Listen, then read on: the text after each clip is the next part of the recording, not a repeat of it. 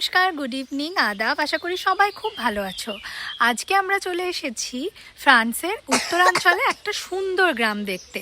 একটা ছোট্ট সুন্দর প্রাকৃতিক সৌন্দর্যে ভরা দারুণ একটা জায়গাটার নাম রামব্রুস।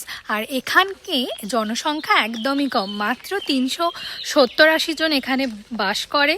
এত শান্ত পরিবেশ, চারিদিকে বাগান আর ক্ষেত আছে। মানে গ্রামটা থেকে একটু বেরিয়ে গেলেই অনেক রকমের ক্ষেত আছে, দেখাবো। আগে এই জায়গাটা একটু ঘুরে দেখি, চিতাউদা রামব্রুসটা, তারপরে আমরা এই জায়গাটাও চারপাশটা একটু ঘুরে দেখব, মানে গ্রামের চারপাশটা। আমি এখন দাঁড়িয়ে আছি রামব্রুসের সব থেকে আকর্ষণীয় জায়গা চিতাউদা রামব্রুসের সামনে। 15th সেঞ্চুরিতে তৈরি এই জায়গাটা কিন্তু একদম একই রকম আছে আগের মতো। তাই এইখানে দাঁড়ালে যেন মনে হবে তুমি ইতিহাসের ভেতরে ঢুকে পড়েছো। আর সব থেকে মজার বিষয়, এই জায়গাটার কিন্তু রক্ষণাবেক্ষণ করছে তখন থেকে এখন পর্যন্ত একই পরিবারের মানুষেরা। চারিদিকে সুন্দর বাগান দিয়ে ঘেরা এই জায়গাটা কিন্তু খুবই সুন্দর।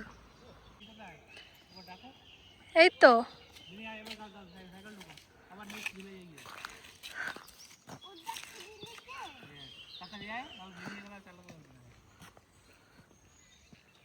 এই জায়গাটা কিন্তু খুব ছোট্ট একটা গ্রাম আর খুব সুন্দর একটা শান্ত পরিবেশ। আর পেছনেই দেখা যাচ্ছে চিতাউদা রামব্রুস। আর এই যে গ্রামটা ভীষণ ছোট, খুব শান্ত, মানুষজন এখানে খুবই কম। খুবই আকর্ষণীয় হবে যারা প্রকৃতি প্রেমী তাদের জন্য, আর যারা বেড়াতে ভালোবাসো তাদের জন্য তো এরকম ছোট ছোট লুকোনো জায়গাগুলো হিডেন জেমসের মতো কাজ করে। তাই ভালো লাগলে অবশ্যই এখান থেকে ঘুরে যেও। হ্যাঁ, গ্রামটার ভেতর দিয়ে যখন আমরা যাচ্ছিলাম আমরা একটা লোককেও দেখতে পাইনি। যদিও যেতে বেশিক্ষণ সময় লাগেনি, 5 থেকে 10 মিনিটের মধ্যেই গ্রামটা আমরা কভার করে নিয়েছিলাম। তবে কিছু মানুষকে আমরা এই যে সাইক্লিং করতে দেখেছি, ব্যাস এতটুকুই।